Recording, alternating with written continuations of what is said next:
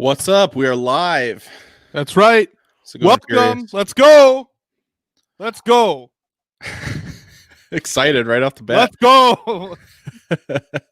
All right, everybody. Well, Right. Welcome to Dad Bod Central, presented by Shoot Your Shot Sports. We're your boys from the Frustration Nation podcast. Go check us out every Tuesday and Thursday, everywhere you can get podcasts. Our Twitter is at RealFN Podcast, and email is at frustrationnation@shootyourshotsports.com. Tonight's episode is brought to you by Thrive Fantasy. As a father, you know we take many risks in life, like when should I put my patio furniture away for the winter? Am I still going to use it? Am I going to wait too long and get it snowed on?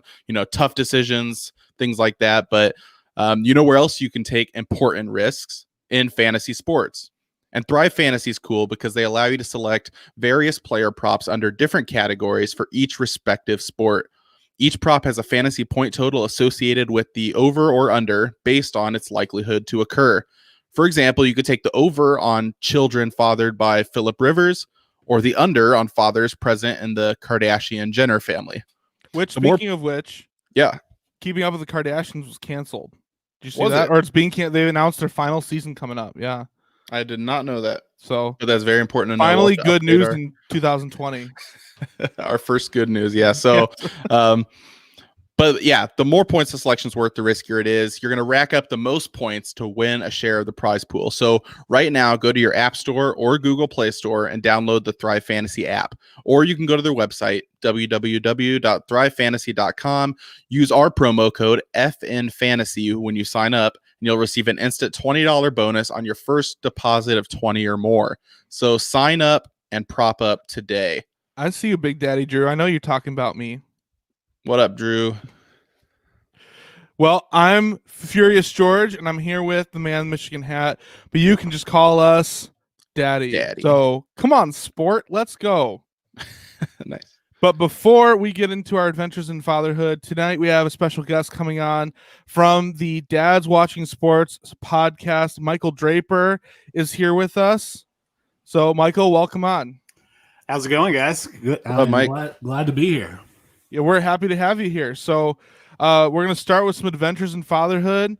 But before we get into that, why don't you tell us a little bit about what your family is like in terms of your kids, and because we know you're a dad, and that's why we wanted you on the show. Yeah, absolutely. Well, again, thanks for having me. So my wife and I have two kids. Emma, who is 4, just turned 4 on Monday, actually. And our happy son, birthday, Emma. Yeah, happy birthday, nice. Emma. Shout out. And then our son Hayden is 1.5, and so we're knee deep in the middle of it with both of them, and they're great. They're awesome. But we are definitely just kind of right there in the thick of it. They're into anything and everything. Emma does some gymnastics, loves to swim. Both of them love to swim. They both love the water. And so, they're a lot of fun. They keep us on our toes for sure. Same here. Well, with Adventures in Fatherhood, I'm going to go ahead and jump in with my story of the week, and then we'll move on to the Man Michigan hat. And then, Michael, you can share yours at the end there. Yeah. All right. So we were at my in-laws over Labor Day weekend, about 3 hours away in north central Indiana. And my brother-in-law bought a projector, and he had this projector screen. He wanted to play a movie outside, like around a campfire. Great idea. Of course, we have the conundrum that every family does, which is what movie are you going to watch? It was dark enough that like our girls were probably going to be in bed anyway. So we weren't really factoring a kid's safe movie into the decision here. But my father-in-law is notorious for liking, I guess, just old movies, which I guess makes sense. But he loves going on and on about Westerns and sci-fi, which I actually do like a lot of that stuff too. But on this particular night, he kept talking about, we're going to watch Waterworld. And I don't know how much everybody knows about Waterworld watching this. I actually know very little, but what I do know is that it's one of the biggest box office failures of all time. It had an enormous budget. They started and stopped production, and it was just a mess. It wasn't a good movie. And apparently when my wife and her brothers were younger when they were kids, he always would say, "Oh, we're gonna watch Waterworld," and it was apparently on like TV every Friday night or something. I don't know, and he always turned it on. So he's talking like we're trying to, throwing out movie titles like someone said National Treasure, Dark Knight. My brother-in-law was like The Children of the Corn and all these other ones. And my father-in-law goes Waterworld. And he keeps turning to my daughter Evie. He's like, Evie, we're going to watch Waterworld. You're going to come over to Mimi and Papa's house. We're going to watch Waterworld. So we're out at the fire. We're waiting to get the movie started. We have the laptop set up. My brother-in-law goes inside to get one more thing for the projector. And while he's gone, my daughter Evie turns to everybody at the fire and says, "Hey, where's the tuner for Waterworld?" So she was full on ready to watch one of the biggest box office flops of all time. Thankfully, we had landed on The Dark Knight and Evie went to bed. But that's my little adventure in fatherhood for this week. Yeah, nice. Well, speaking of Waterworld, I took my family to the Shed Aquarium on Saturday, which was cool. I previewed that, I think, on our last episode of Dad Bod, that we were thinking about doing that. But so yeah, he was super excited. He'd wanted to go for a while, my son, and so yeah, it was different, which I didn't know how they would manage everything with the COVID and everything, as far as distancing and trying to social distance. Were they able to keep the fish safe? Yeah, all the fish wore masks. Swimming 6 feet apart. But yeah, so it was cool. Yeah, I mean, it really wasn't that different, honestly. I mean, it was noticeably less busy than normal. For if you've been to the Shed before, know how crazy it can be. But it was good. Yeah, it's kind of. I mean, you have to wear the mask the whole time you're in there, but other than that, it felt pretty normal. I didn't feel like it was a different experience, really. So, yeah, that was something fun this Labor Day weekend we did. Nice. All right, Michael. So yours might not be, since you're a guest on the show, yours might not be necessarily from this past week, but what's an adventure in fatherhood you have for us? Yeah, no, I actually have something from this past weekend. So Awesome. As I mentioned, it was my daughter's birthday on Monday, on Labor Day, and we kind of made the whole weekend her birthday. And so on Saturday, we had kind of a socially distanced birthday party for her with just a couple of friends from school. It was outside at a park. It was supposed to be this awesome park that's in our town here outside of Nashville that has a splash pad and a really fun playground and all that stuff. Well, 2 days before, the splash pad breaks down. And so we get an email, and we've been hyping it up. Oh, you're going to get to play in the splash pad, and it'll be all this fun stuff. And yeah, so we didn't get to do that, but it was still a great day with the kids out there. And then we took our daughter and our son to the zoo on Monday for her actual birthday. That's kind of a tradition we actually started when she was first born. Well, not her first birthday, but when she turned 1, we take her to the zoo every birthday. She loves the animals, and our son, this is the first time he got to go to the zoo. So he was just like, every little thing, he's like, yeah. And in true parent fashion, we kind of make our way through the Nashville Zoo. We're seeing some of the animals and whatnot. And then there's a section where they have this little train. You can hop on it, and it just basically goes 2 little laps, takes you around by the rhinoceros and the ostriches and a few other things, so you can actually see them from the train. And our daughter loves that. So we're like, all right, it's her birthday, we've got to do the train. Well, because of COVID, they normally have 4 different little compartments that people can sit in. Because of COVID, they only had 2. And they were cleaning in between every, go around. So when people got off, they were going to clean between. So we waited in line for an hour to ride this little train. I mean, literally, we waited in line for an hour, and the train ride was about 3.5 minutes. But she absolutely loved it, and it was well worth it. But that just goes, that's like typical parenting dad moment. There is, it was hot. They were hungry. We literally ate our lunch in the line. We ate like little peanut butter sandwiches that we packed in the line. Our 1-year-old was going nuts. He did not want anything to do with being in the line for an hour. But we survived, and they both enjoyed the train ride. So that sounds like one of those things too, where like you speak something into existence to your kid, and then the minute you notice that it's not going to go the way you thought it was, it's too late to back out. Oh yeah, without a doubt. She was like, "Can we please ride the train?" We're like, "Oh yeah, absolutely." Then we saw the line, and then we saw that it was taking forever. We're like, "Oh gosh." Yeah. Yeah. Because the kid's not going to weigh that in their mind. Like, No. Oh yeah. Yeah. There was no way we were leaving that line. Right. Not without kicking and screaming at least. Right. Mm. Yeah, like when I tell my 3-year-old, "Oh, we'll go to the park tomorrow," she will ask from the moment she wakes up until we go, until we're Without a doubt. there.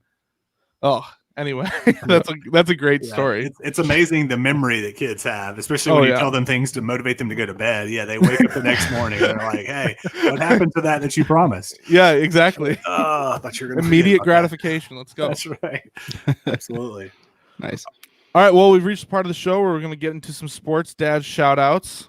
So, the first one I saw was a few days ago. Rory McIlroy announced that he and his wife had welcomed their daughter, Poppy Kennedy, into the world. I can just picture Irish people saying Poppy Kennedy. I will not try to mimic an Irish accent right now, but Poppy Kennedy just sounds like the perfect Irish name. Poppy Kennedy McElroy. He is Irish, right? Rory McIlroy. I mean, I assume McElroy. Well, Sure. that's quite presumptuous of you.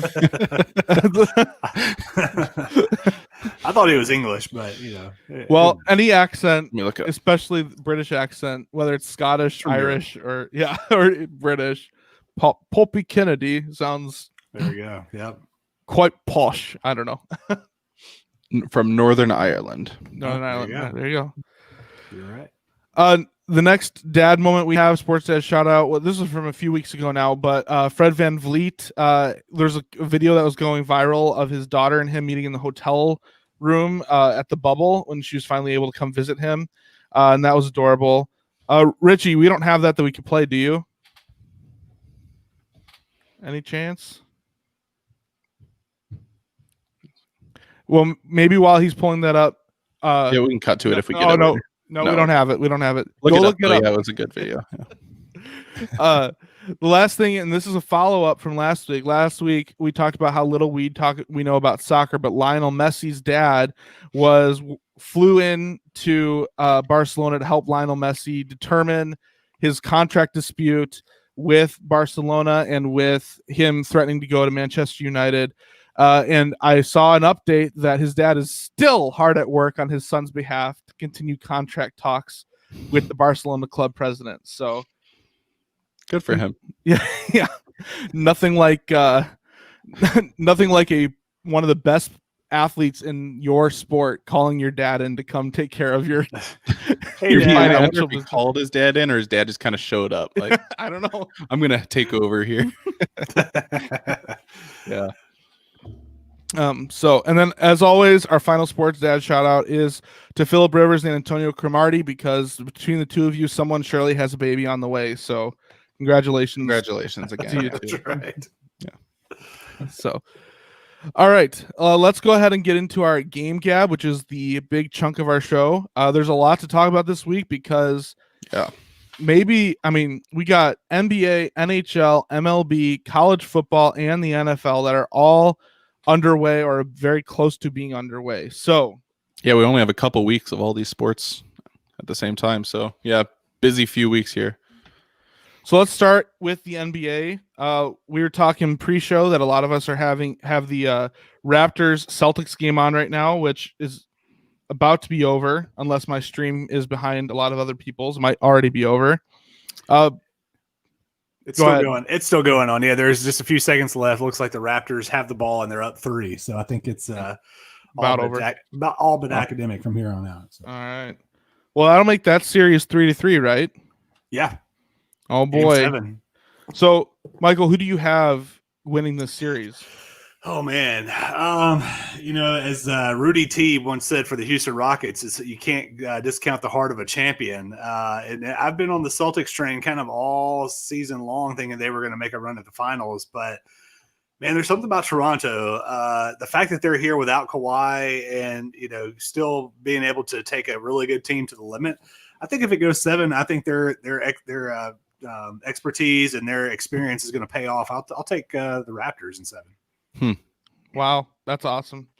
Yeah, Nick Nurse definitely got Coach of the Year for a reason. Oh yeah, absolutely. I'm kind of rooting for the Celtics, not because I hate the Raptors.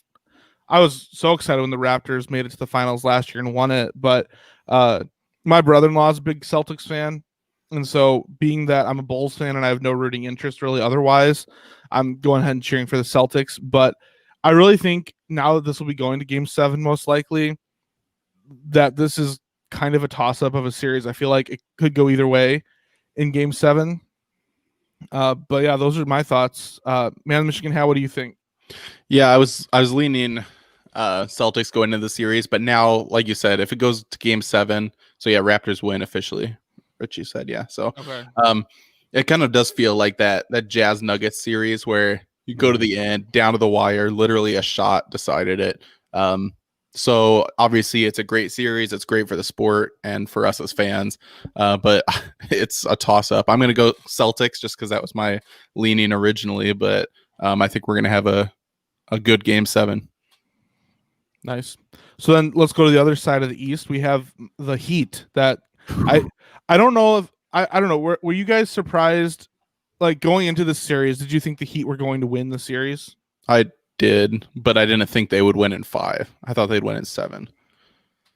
Yeah, I honestly did not think that they'd win. I thought that Milwaukee, after that first series, after a couple of bumps up against Orlando, would really kind of turn things on. And man, Miami, we talked about this on Dad's Watching Sports on Sunday. Is Miami the best team in basketball? Ooh, I mean, they're playing really good right now. They're the hottest team in basketball. Yeah, right now. I would agree with hottest. Yeah, if we're saying right now, maybe. That's interesting. I mean, yeah, I know Giannis was injured for a couple of those games there at the end, but I mean, they still, even before those last couple games, they built up a 3-0 lead to start, which is crazy. Yeah. So maybe you showed your hand a little bit here, but would you have the Heat beating either the Raptors or Celtics in the Eastern Conference Finals?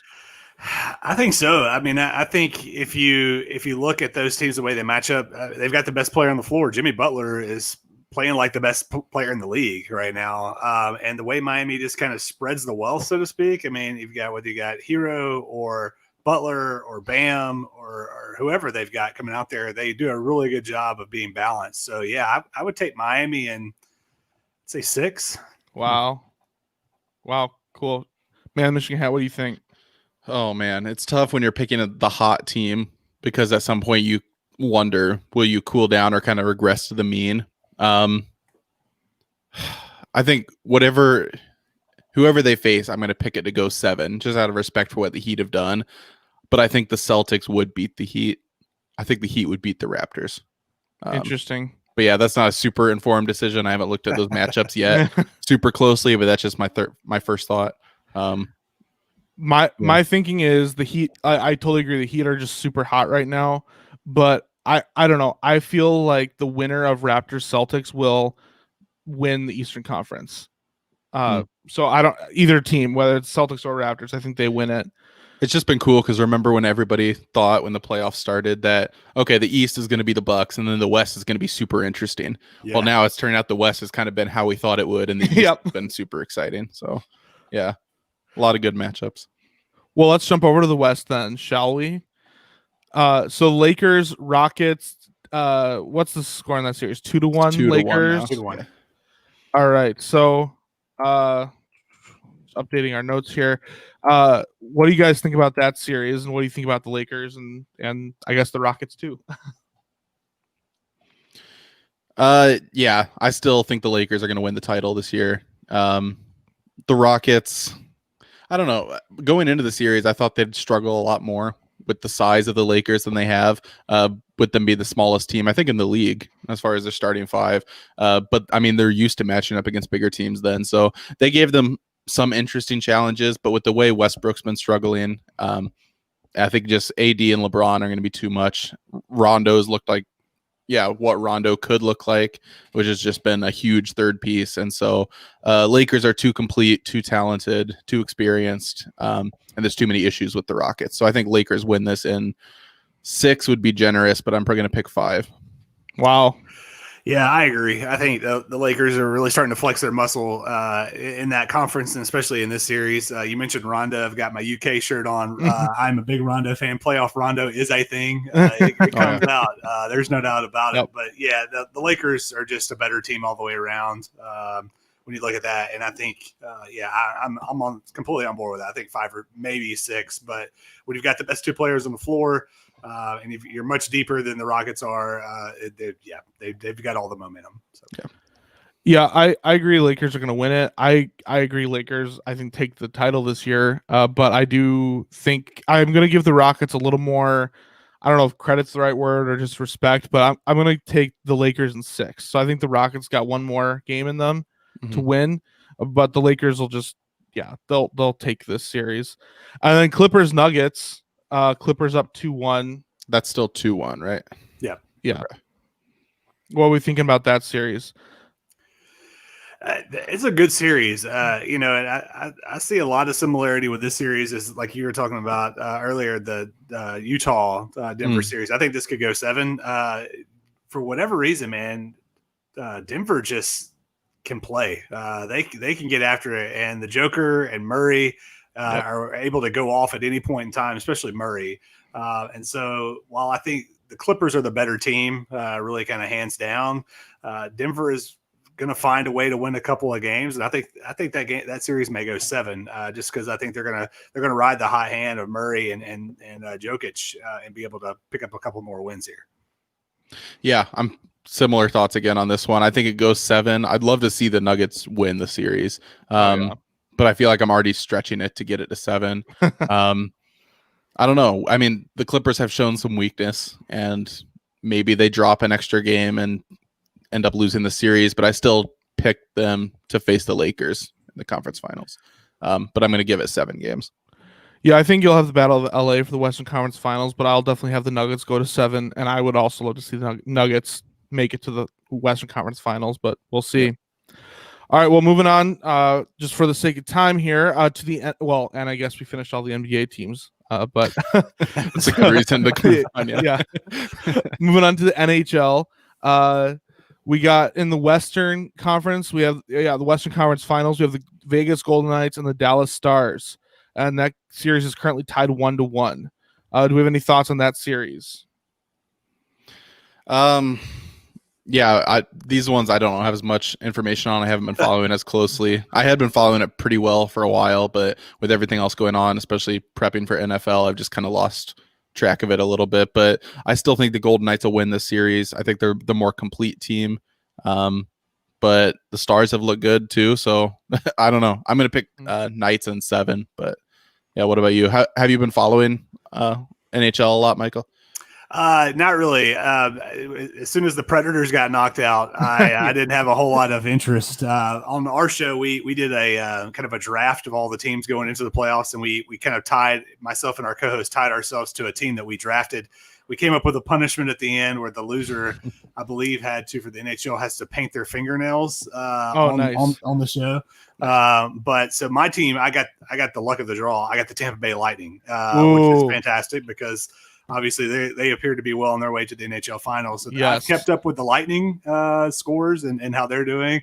Yeah. But after the Preds were out, I was like, you know what? I'm done with NHL for the most part. So I can't really contribute much to that conversation. I'll be honest with you. That's all right. I'll jump in and just say Golden Knights. I have just based on their series against the Canucks, based on their series against the Blackhawks, which obviously I was very invested in. I have a lot of faith in the Golden Knights to go far. They have by far the best goalie tandem in the league with Marc-Andre Fleury and Robin Lehner, especially when you consider Marc-Andre Fleury has been coming off the bench more, even though he's like the more name recognizable goalie there.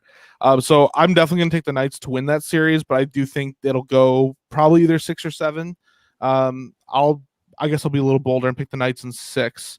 And as far as the East goes, the Lightning just came out and spanked the Islanders the first night. Yeah. What was 8-4, 8-3? Yeah, something like that. All I know is they scored 8 goals, and anytime you score 8 goals, that's a thrashing. So, Shane, did you have any picks for that series? So before I pick the Lightning to demolish the Islanders, which I think is going to happen, I just want to say how much I respect how well they've played. Kyle, I think you and a lot of other people Islanders. The Lightning. Sorry if I misspoke there, but you kind of picked them before I did to play really well. I know Jim just commented and said that was his pick too. I never saw it coming really with the Lightning, and I don't know if I just hadn't really been paying attention or what, but they've been playing a lot better than I thought they would. I'd like to see the Islanders contend in this, being a struggling franchise and being able to relate to that. But no, I think Lightning sweep this series. Yeah, and the Lightning Golden Knights finals was just interesting because you have the two best goalies versus like the most electric offense. So it's kind of an interesting, kind of like the Denver Broncos, Seattle Seahawks Super Bowl. Yeah. Which was really close. Yeah, something like that. Not quite. Yeah. All right. So quick stop by the MLB. Let's do state of the Cubs and state of the Tigers. Michael, do you have a baseball team? I don't. I've never. I didn't grow up close to an MLB city, and so never really adopted a team. So one of my co-hosts is a diehard Cubs fan, Kyle Castles. So we'll say go Cubbies. All right, awesome. Well, the Cubbies are, last time I checked, let me do a quick score check here. Last time I checked, they were down 3-0 on a Yu Darvish start, which is not good because he's your Cy Young contender. Let me see. My internet. Yeah, it's still 3-0 in the top of the sixth. So the Cubs have been a lot more ebb and flowy lately. I feel like they've had a few good games and they've had a few bad games. I still think they're going to win the NL Central, and I still think they're going to I think they'll get through the first round of the playoffs. Even though it's an expanded playoffs this year with best of 3 series to start. I'm not even sure exactly who they're matched up with right now for the playoffs, but I would take the Cubs to win. I think they'll make it at least into the second round. Let's see. Right now they would be playing the Marlins, which they're the Marlins, an interesting team. Yeah. They are interesting, but I feel like that's almost the best case scenario of who you would face, because they're not a super established or talented team compared to So that's the Cubs. What about the Tigers? Trash. Well, no, it's been. I'm just frustrated because of their most recent game, which they just lost today, 19-0, to a bad Brewers team. But Tigers have been also up and down, which you expect to see with as many young guys as we've started. I think each of the past 3 games has been a major league debut for a new player for the Tigers, which is good. Like, that's what you want to see for a team that's rebuilding, bringing up prospects. Like, those are all steps you have to be taking. Yeah. But yeah, with that comes a lot of inexperience, a lot of mistakes, and young pitchers and young hitters aren't a great combo when they don't have any experience to speak of. So game and a half out of a wild card spot. Yeah, game and a half out of wild card. I think 6 games out for the division. I don't think we'll make the playoffs. I mean, it's definitely possible at this point. Yeah, 19-0 Lions, or hopefully that's not the Lions score this Sunday, but Go Bears. So I don't think we make the wild card with how hot Toronto's been. The Yankees, I think, are the 8 seed right now, and you expect them to continue to improve. Even the Orioles, who you're also competing with, they have some interesting pieces they can hit. I think overall they're probably a better team than the Tigers. So I think we missed the playoffs by a little bit, maybe end up missing it by 3 or 4 games, but still got some valuable things out of the season. New players, new experience. We know what we have more going into next year. So it's another step in the right direction, but I don't think we make the playoffs. I don't think the Tigers will quite make it this year, but I'd love to see them do it. So let's move on to college football. I think, we got some games starting up. Not exactly, I guess, like big matchup games, but when you have the Pac-12 and Big Ten gone, that's going to happen a little bit. But let's start with my team, Notre Dame. They're playing at home against Duke this Saturday. I'm super excited to get started with that. I think Duke will put up a bigger fight than maybe Notre Dame fans would expect, but I think Notre Dame still comes out of that winning. What do you guys think about that, and what do you think about Notre Dame joining the ACC? Go ahead. No, go for it, man. Yeah. I was just gonna say, yeah, it's really interesting to see Notre Dame join a conference. I'm a big college football fan, and you always think of Notre Dame as that independent, and they're kind of doing their own thing. So my guess is this is not going to lead to this being a permanent deal, just because there's too much money for Notre Dame, and there's too much prestige for them to be continue to be an independent. But it's going to be really interesting, and I think the thought of them versus Clemson potentially in the ACC championship game is really intriguing for a potential spot at a playoff. So I think I'd say go Irish. All right, that's right. Shane, what thoughts do you have about this game, if any? It's just really hard for me to normally this time of year. I'm really excited for college football games that my team's not even playing in. Like I would have been all over the BYU Navy game. I would have watched the whole thing just because I would have been that excited for my team to be playing. And college football is normally my favorite sport to watch. But man, the joy and the excitement for that has been robbed so much this year with the Big Ten and Michigan not playing that. I don't know. I'm trying to push through and at least follow what's going on, but I don't have any desire to watch college football this weekend, which sucks because normally it'd be the best weekend of the year. So, just because I'm upset that your team gets to play and mine doesn't, I'm going to pick on Duke, Wake Forest, or Duke to win 38-3. Nice. Well, you spoke into existence. You never know. That's right. Michael, do you have a college football team in particular that you subscribe to, or are you just a fan in general? I'm a big Kentucky fan, right. and so traditionally we don't have a whole lot to celebrate on the gridiron sport basketball, but Kentucky actually, had they not been going to a 10-game only SEC schedule this year, I would feel really good about Kentucky's chances to potentially get maybe 7 or 8 wins. They've got one of the best offensive lines in football, and I really mean that. They've got 3 of their 5 offensive linemen are going to be all SEC players, so they're built to be able to run the ball. They've got Terry Wilson coming back from a meniscus tear last year. He tore it in the second game of the season, so he'll be back. Their defense, though, is where they're really going to be solid. Mark Stoops is a great defensive coach, and so I'm really excited to see Kentucky come out. They've got a tough schedule. They picked up at Alabama as one of their 2 games for the SEC. They did pick up Ole Miss at home, but they start the season at Auburn. So they've got at Auburn. They've still got to play Florida, Georgia, and at Alabama. So if they can get 5 or 6 wins, I'll be very happy. But we'll see. We'll see kind of what happens. SEC is just a tough conference in general, and I was impressed because last week, I don't remember how long it was for, but last season, Kentucky and North Carolina were both ranked at one point. I remember everyone was making a big deal about it just because you have 2 of the better teams in NCAA basketball, and then they're now ranked in football. So yeah, Kentucky's beaten. I mean, their past 2 seasons they've beaten Penn State in a bowl and Virginia Tech, so they got a lot of good momentum coming back in. But it could be a rough year this year, having to face the tough schedule. So yeah, definitely. So I wanted to comment on this because this is interesting for multiple reasons. But we have the Missouri State at Oklahoma game, and what is that? Jimbo's posting the entire Notre Dame victory march. You're going to lead us in the chorus. I unfortunately am still a new enough Notre Dame fan. I don't know all the words. I know the tune. What a disgrace! I know. Pathetic. So moving on to the Missouri State at Oklahoma.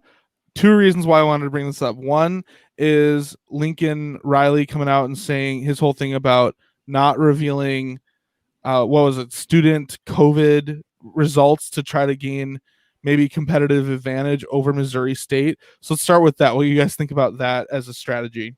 What? Wait, I missed this. So non-athletes, he's just saying student body. He doesn't want to release what those numbers are. Or are you saying for his players? I'm pretty sure.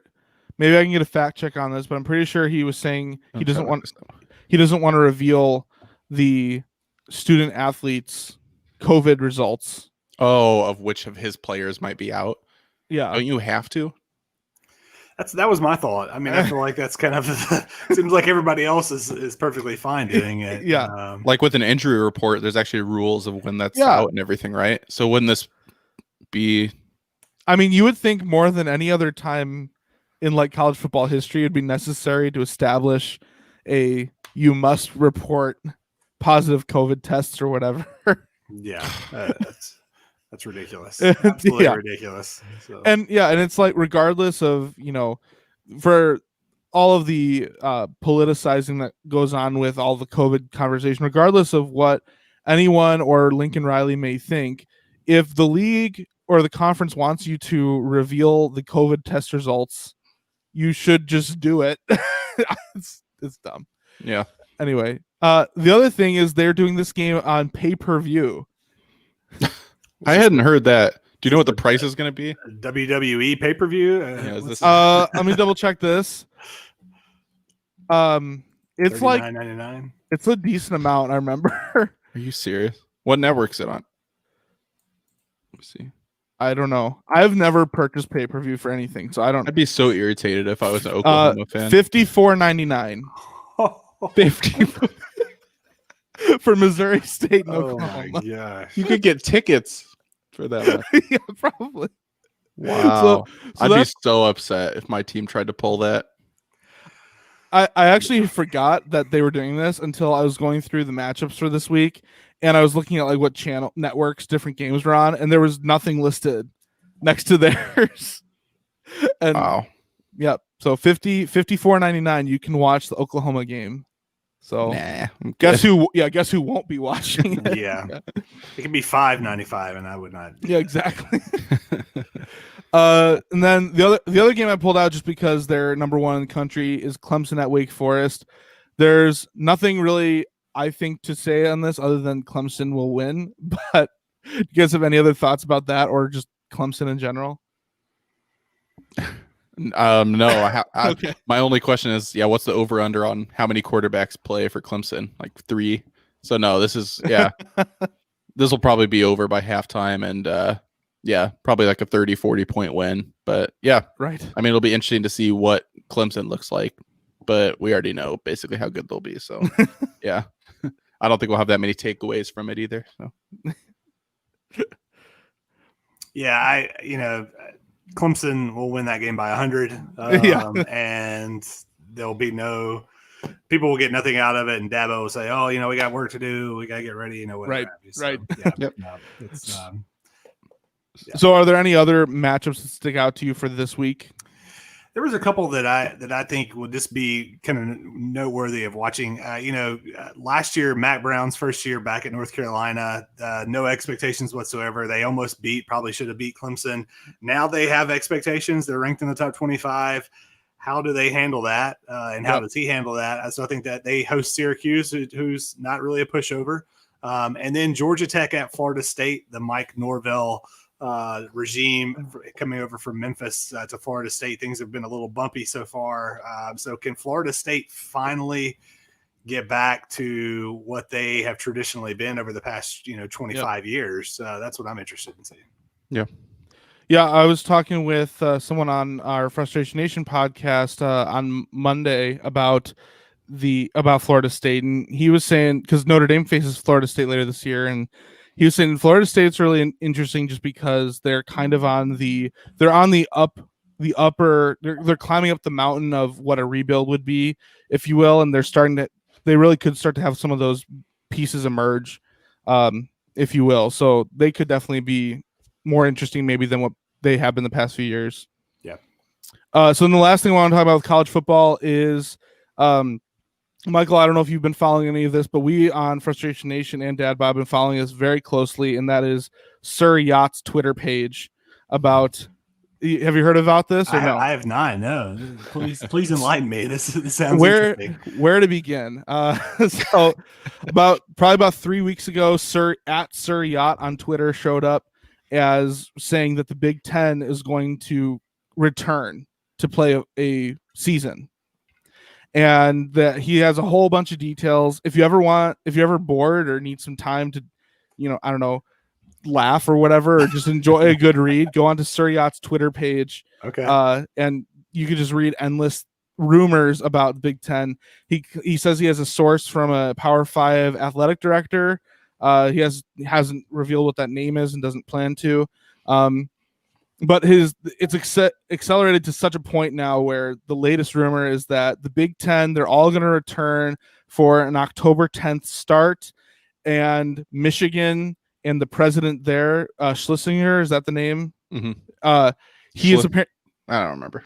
He's apparently holding it back, and basically the decision is that they're all going to move forward, and Michigan will if he allows them to, and if he doesn't, then he's going to be fired, and Michigan will. And it's like really crazy stuff. He's also brought up Ohio State saying that they might go independent after this season, and Nebraska saying they might leave and go back to Big 12 after this season. So interesting. Yeah, there's a lot there. Yeah, I've got him pulled up here. The fact that he also has there's a Sir Yacht fan page Twitter account too. So, yeah, he's nice. I didn't know this guy's he's something. Yeah, that's awesome. I'll have to check that out for sure. Definitely check it out. Yeah, we had him on our show a few weeks ago, and he was a great interview, great guest. But yeah, some wild rumors, and I hope for his sake they start coming true. So otherwise, yeah, it's gonna, and I hope for Shane's sake they come true. Oh yeah. You can watch some Big Ten football. For sure. Without a doubt. All right, so then the last part of our game gab today is the NFL. So yes, Shane and I are very excited about Bears Lions, and I think the Bears are going to come out, and I think, of course, I'm a Bears fan. I'm going to say this, but I do think Mitchell Trubisky is going to have probably the best game of his season in this game one, just because there's so much pressure mounting on him, but he's, by all accounts, been very confident in camp. And he also has, he's had such a great career against the Lions. So I think he's going to come out and he's going to win back the hearts of Chicago. Everyone's going to be on the Trubisky train until about week 3 or 4. And then he's going to have a bad game and everyone's going to be put Foles in. Let's go. So that's my thoughts on Bears Lions. I like this. Any punishment for whoever loses. Have you guys talked about that yet? No, the only thing heartbreak will probably be enough. Right? That's true. I'm very emotionally invested in this game.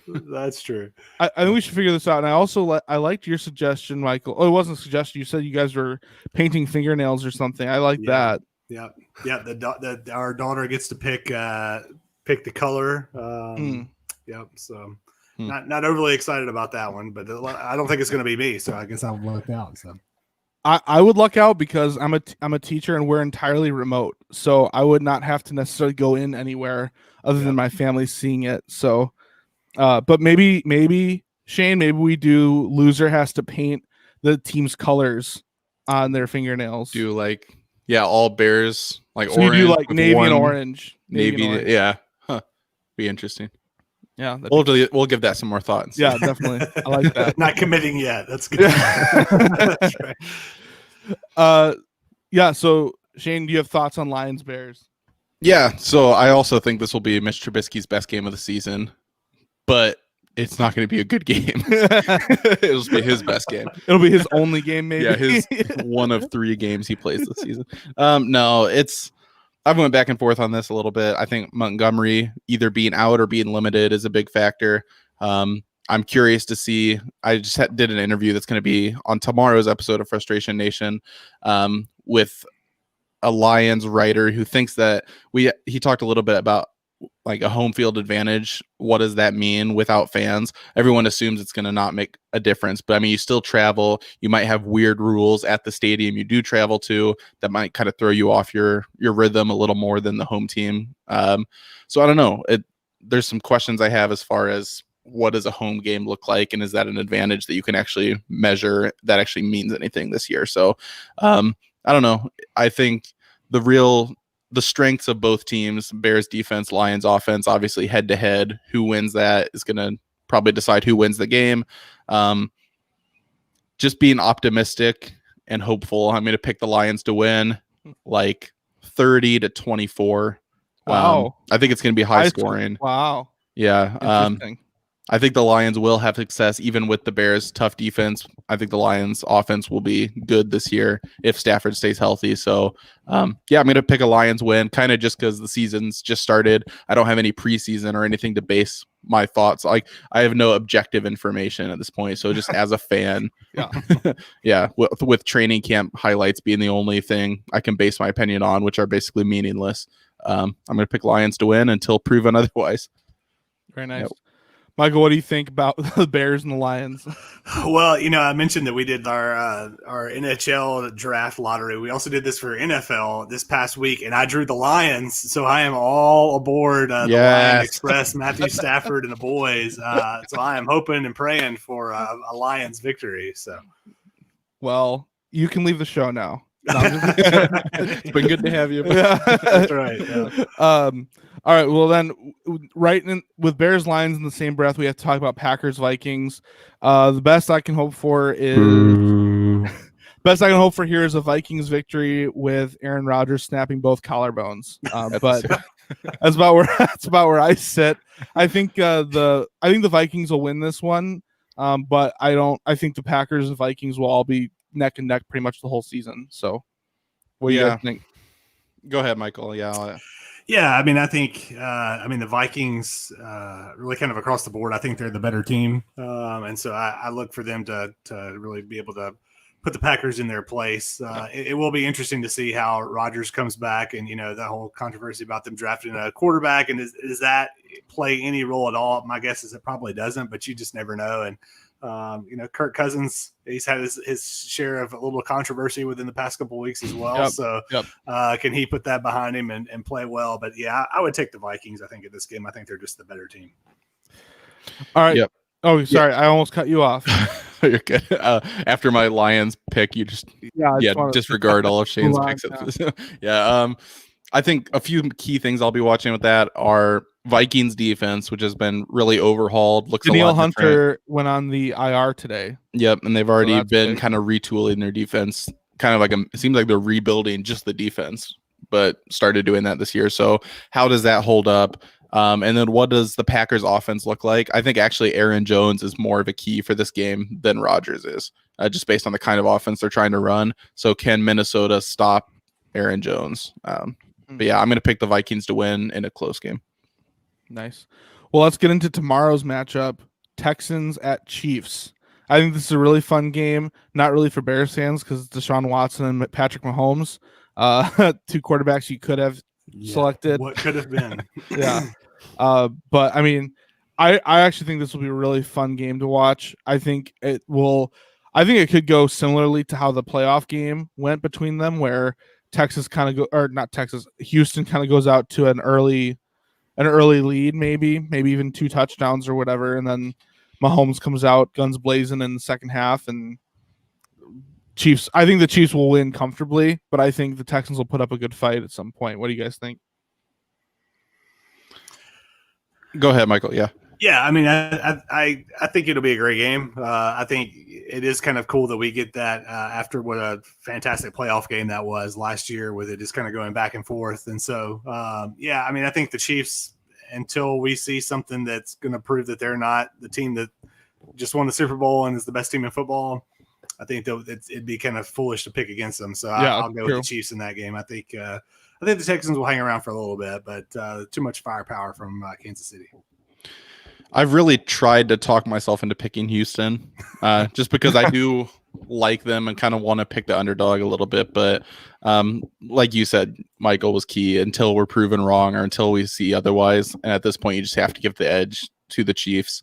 I think there's a real possibility that they come out and maybe stumble a little bit because we don't know what any team's going to look like game one. We might know what they're going to look like this season, but with game one being effectively your first preseason game in a lot of ways, maybe that affects some teams more than others. Maybe some have been able to practice more efficiently than others. So I think there's going to be a lot of surprises week one, but I'm going to pick the Chiefs to win this game. All right, and then the last matchup I selected out of the bunch was Buccaneers at Saints, simply because of the Buccaneers now having Brady and Gronk and Leonard Fournette now. Like, they have a whole bunch of interesting pieces. I think the Saints will win this game. I think the Buccaneers are just honestly, I think Brady will do well. I just think it's going to be a very interesting story to follow throughout the year. What do you guys think about Buccaneers? Yeah, so I think the Saints win the division, but I think the Buccaneers win this game. We've kind of talked, Kyle, but like, or Furious about the kind of how overhyped are the Buccaneers. You know, are they trying to put together a dream team like the Eagles did a while ago, where you have a lot of big names, but it doesn't really mesh? A lot of older guys, older stars who are probably past their primes. So, yeah, sorry, no disrespect intended, Furious George. But yeah, I don't think the experiment or the dream team is going to work as well as some people think that it will. But I do think they come out and win game one, if nothing else, just to give people even more hope and hype before they inevitably lose the division anyway. So. Yeah, I'll take the Saints. I mean, I think they've got a lot of motivation having such a great year last year and it kind of fizzling out the way it did. And you know, I think the Buccaneers are going to be really good. I think they're definitely a contender, but I think the Saints are just on a different level. So I'll take Breeze and the boys. Nice. So then, last thing I wanted to talk about with the NFL is just what I put sleeper contenders in our notes because I'm curious. Every year, there's one or two teams that emerge from the dregs of the league to becoming all of a sudden a championship contender. Last year, it was the 49ers. So who do you guys think this year could be that team? The Detroit Lions. Actually, Yes. There's reasons to think that. Okay. Just Stafford being healthy by itself will make the team. You look how drastically different they were those first 4 or 5 games before he was hurt. So again, obviously this is a biased pick, but when you look for a big bounce back season, one of the big factors is, do you have somebody who was injured who's coming back? So yeah, I'm going to pick the Lions, and that doesn't necessarily mean they win 12 games or go to the Super Bowl, but as far as biggest bounce backs, I think potentially could be the Lions. Interesting. I'm going to go with a team, and the more I think about this, I don't know if this makes any sense at all, because you've got what was the best team in football in their division last year. You've got what everybody thinks is the sleeper team in the Browns in their division, and then Joe Burrow with the Bengals. But I'm going to pick the Steelers. I think that getting Big Ben back around some of the pieces that they have, they're always going to have a good defense there in Pittsburgh. Mike Tomlin's a great coach. And I think with all the talk and noise about Baltimore and how they should have been a better team and shouldn't have gotten beaten by the Titans last year, and all the talk of Joe Burrow and Cincinnati, how many games can they win? And then is this finally the year that the Browns get over the hump? The Steelers are kind of under the radar, and I think they appreciate that and they like that role. And so I'm going to go with the Steelers. Again, I don't think they'll make the Super Bowl, but I think they could make the playoffs. Another one where an injury kind of keeps a team under the radar. Exactly. And so, yeah, that's another something you look for when you identify those teams. Yep. I agree with the Steelers. The Steelers are actually who I was thinking about first, but since you brought that up, I will throw out, and this is honestly kind of a gimme, but I'll throw out the Buccaneers because the Buccaneers, I think, they were either 4th or 3rd in the NFC South last year. And obviously when you have Brady as your quarterback, that's an upgrade over Jameis Winston, at least in my eyes. So even though Winston did throw 30 touchdowns and also 30 interceptions, but it's the perfect season. Yeah. But I guess I throw Buccaneers in there. And I was going to say, as far as the Bears go, I don't know if the Bears are a contender, or a sleeper contender, but I definitely think the Bears will bounce back to an above 500 record, which is not contender status necessarily, but it could be. You never know. Improved, at least. Yeah. Yep. All right. Well, that concludes our game gab for tonight. So it's time to get into some dad jokes. So I am going to turn it over to Shane to start with his dad joke. Yeah, so this one, I had a few different ones I was choosing between, so some I filed for a later episode, but this one, Kyle or Michael, what would you call monkeys who share an Amazon account?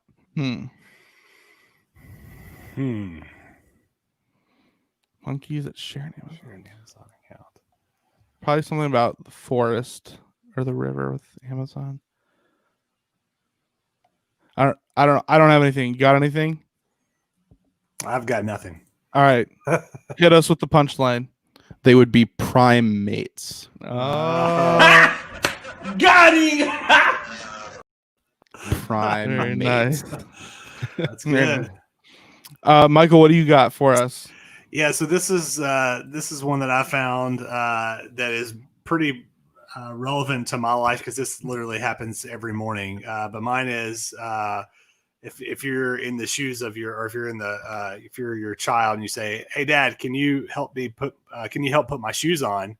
And the dad says, "What?"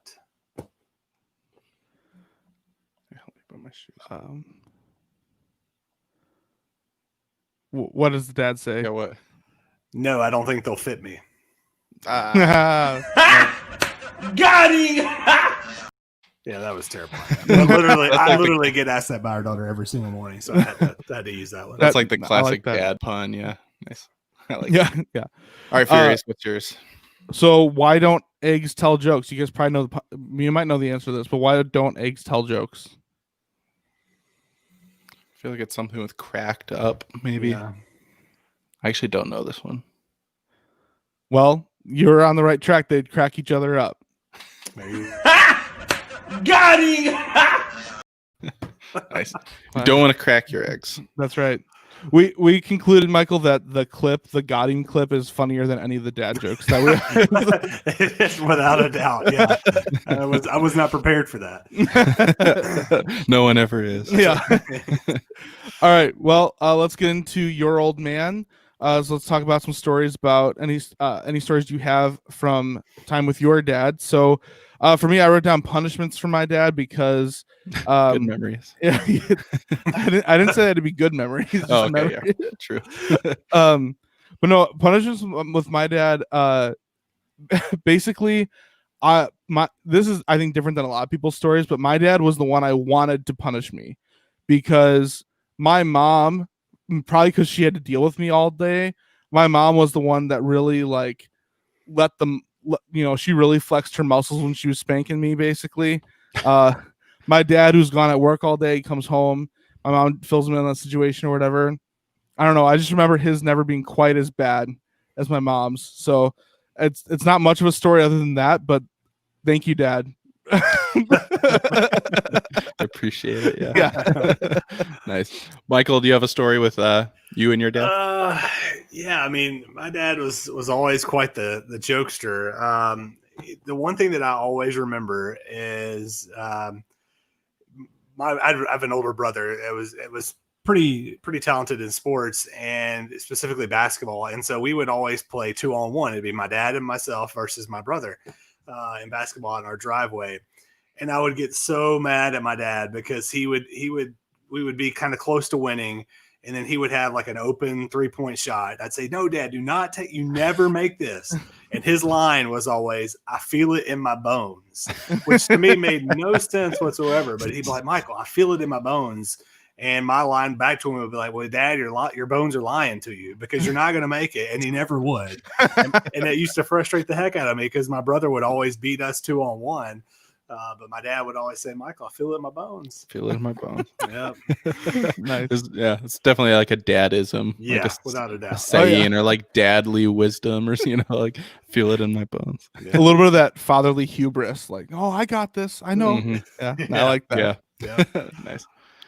So my story is, I thought of this because recently we've taken my son to the zoo and to the aquarium. And so this is from, I think we were at the Detroit Zoo.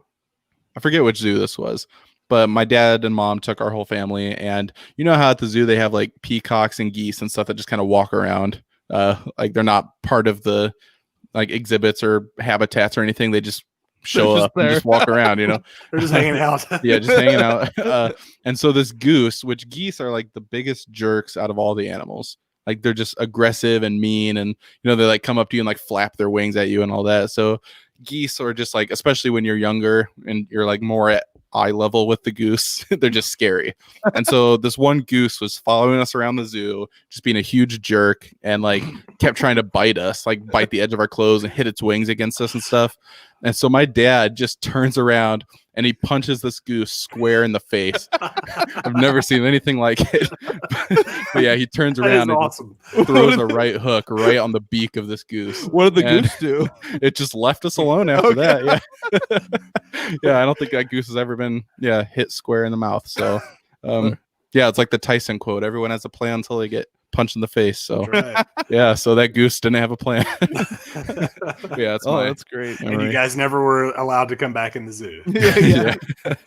Yeah, that's probably the only animal in the zoo you'd get away with assaulting. Yeah. All right, so real briefly, because we're right about an hour now, since this is Dad Bod Central, we like to talk about if we are being fit or fat. So I'll go ahead and start. I should have been making more strides to be fit, but I haven't been, and this weekend is definitely not going to be that.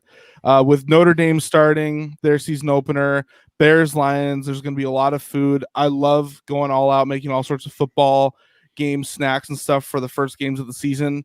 So I haven't even compiled my menu yet to get what I'm going to make, but I'm definitely going to be fat. That as much is for sure. So the one thing I'll probably make are these. I make jalapeno poppers, but what I just do is I'll scoop I'll cut them in half, scoop the seeds out, put in cream cheese and cheddar cheese and wrap it in bacon and bake it in the oven. Super simple. And the best part is no one else in my house likes to eat jalapenos. So Perfect. it's a tray all to myself. You Absolutely. plan that well, yeah. Well, Nice. and it's keto because there's no True. Yep. like breading or anything on No it. doubt about that. Yeah. Is cream cheese? Yeah, I guess it would be. Yeah. Yeah. So So for me, it's as usual, a little bit of both. But I put fit this week because I have been doing pretty well I've been doing intermittent fasting. And which I guess I was talking to somebody, it's like they used to just call that like skipping breakfast or skipping a meal. Yeah. But now there's like this fancy term for it, but just like doing one meal a day, a lot of days. So I've been doing that and had several good workouts at the gym the past few weeks. So I put fit, but like Kyle, as I kind of look forward to this coming weekend with football and everything, that'll probably change. But for now, I've been okay. Yeah, not to cop out, I'm going to have to say I'm a little bit of both as well. I'm a pretty avid runner, but the only reason I run is because I like to eat crap, and so Yeah. I end up to try not to gain 100 pounds. Like the other day, it was actually last night. I went on a 4-mile run and then I chugged a big huge thing of chocolate milk afterwards. So nice. you have to kind of balance it out. But yeah, it's as I mentioned, this past weekend was my daughter's birthday, so we had cake. I smoked some ribs, all that, and then this weekend is my birthday, and I'm going golfing and probably going to load up on the beers that morning. And so yeah, Very nice. It's going to be fat. So without a doubt. Well, happy birthday. Yeah, Appreciate that. Yeah. Well, before we close the show, just wanted to make everybody aware that's watching that this weekend on Twitch, on the Shoot Your Shot Sports Twitch channel, there is a Positive Beats event happening. Yeah, so there's the details right there for you. We're going to be raising money for the I'm going to go with Gidry's Guardian Foundation. And so there's going to be some different DJs that'll be there. Myrix will be there, DJ Santana, Warner. So you'll definitely want to stop by and check that out, and throw some money towards a good cause. For sure. Yeah. Yeah. Nice. So as we close, again, Michael, thank you so much for coming on. Yeah, man, it's been fun. It's been Yeah, so absolutely. Thank you all very much for having me. Yeah. So what we like to do to end the show is just to kind of plug our stuff. So why don't you let everyone know where they can find you and Dad's Watching Sports? Yeah, so Dad's Watching Sports. We are on Sundays at 8:30. We stream via StreamYard, just like you guys do on our Facebook page at 8:30 Central, 9:30 Eastern. You can also download it anytime, anywhere through any place where you download podcasts. But it's myself, two good buddies of mine, and yeah, we have a good time. We're kind of similar to this. We talk some dad stuff, some sports, kind of pop culture, really anything and everything that's going on in our lives, and we have a good time with it. And had y'all on a couple of weeks ago as well. So thank y'all for joining us. So we're yeah, check us out. Dad's Watching Sports. We're on Facebook, Twitter, kind of the whole shebang. So Awesome. Yeah. Well, you guys all know we're Frustration Nation and our podcast. We have a new episode coming out tomorrow. Bears Lions game preview. So you want to check that out. 2 interviews there. Check out the Shoot Your Shot Sports Network. And you can always tweet at us at Real FM Podcast. Shoot us an email, frustrationnation@shootyourshotsports.com. But before we go, we'll leave you with this piece of fatherly advice. Go find your dad, give him a hug, tell him you love him. But yeah, that's right. But don't forget, we're the ones you call daddy. So thanks for watching, and we'll catch you all next week. Same time, same place.